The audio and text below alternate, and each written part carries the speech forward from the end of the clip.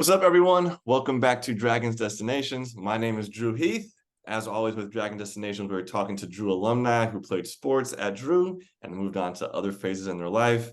Today, we have one of our storied basketball players. For a while, he was the school's all-time leading rebounder.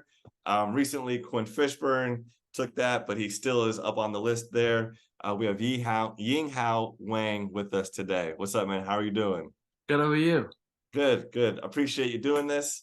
We're always looking to talk to people that had a good time here at Drew. So appreciate you jumping on. So jumping right into it, what was one of your best memories playing basketball at Drew School? I would say probably like the first game. Like the first game in my freshman year, everybody was really into it. It was really like a team environment. We haven't played with each other for that long, but I think everybody got to play. And then we crushed other team, so that's always good.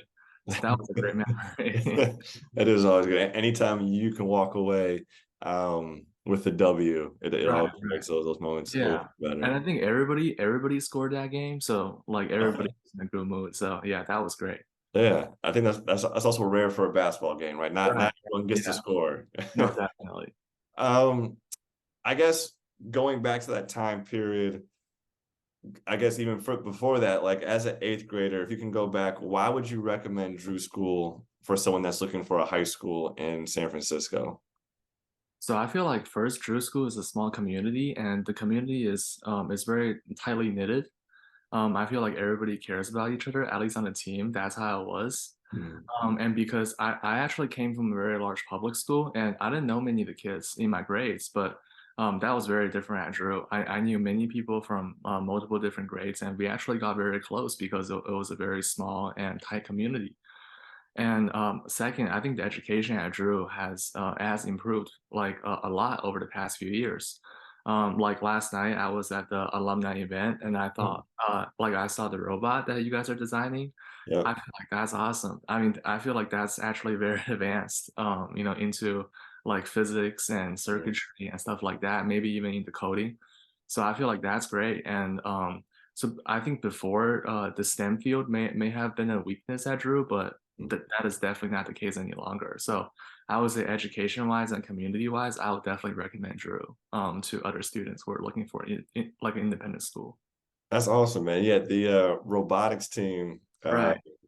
I think has been a great addition to the community. They go to competitions and they get first place. Right, right. Yeah, I heard about that. Apparently there were they were in the finals last year, I think.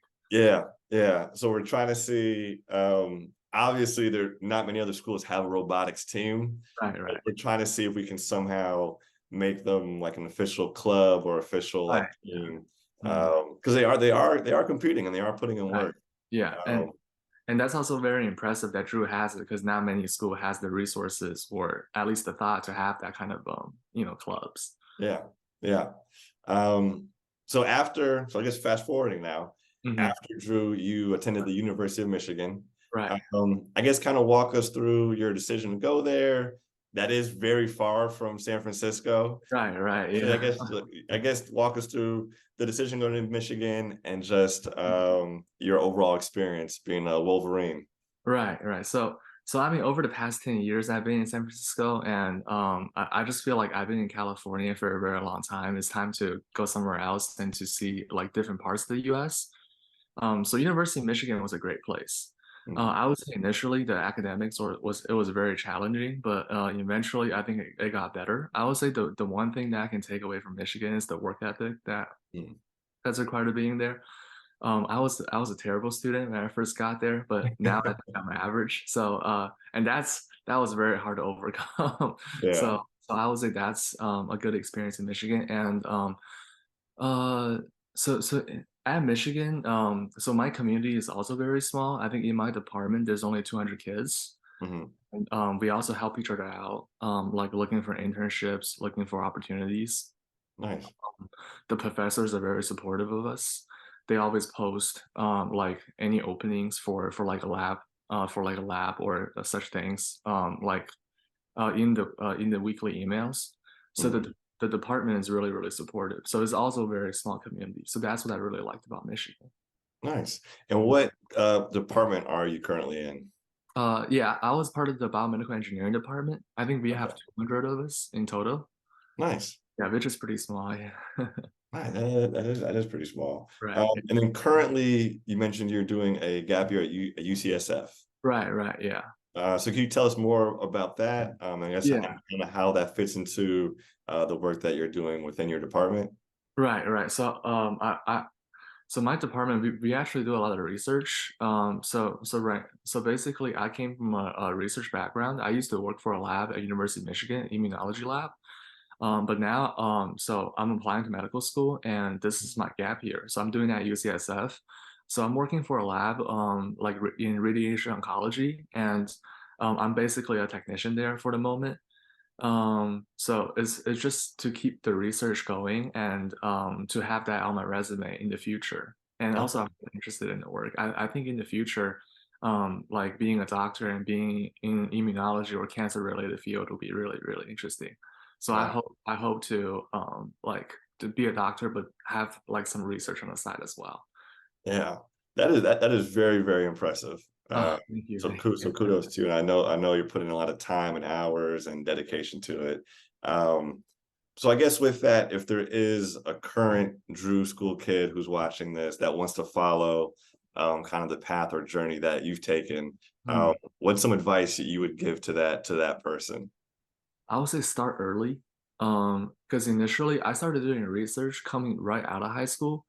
And I feel like that's the right time, but it will be good to have some experiences ahead of time, like to because at Drew, except for playing basketball, I didn't really do too much other stuff. So I hope the kids will put more of an effort to dive into things that they're interested in, including things that will involve in their future careers. So I feel like I will advise that for sure. And then in college, also just look for opportunities, Yeah. because a lot of times, I mean, the semesters are really really busy, and then you don't really want to do anything over the summer break. A lot of my friends just want to, chill over the Yeah. summer break. To let's take maybe a coffee shop job and stuff like that. But I would say, like spend a couple months, like before the summer starts, to really look for opportunity that's related to your major or your profession, because Yeah. that will build up in your career later. Yeah. No, I think that was beautifully said. A lot of times it's just putting yourself out there, Right, right, yeah. putting yourself out there and just showing up for the work. Uh, Hmm. Sometimes the opportunities and doors open up for you. Uh, Right, right. yeah. Well, hey man, I appreciate you jumping on and doing this. For everybody else, this was Dragon Destinations. We'll catch you guys next time. Peace.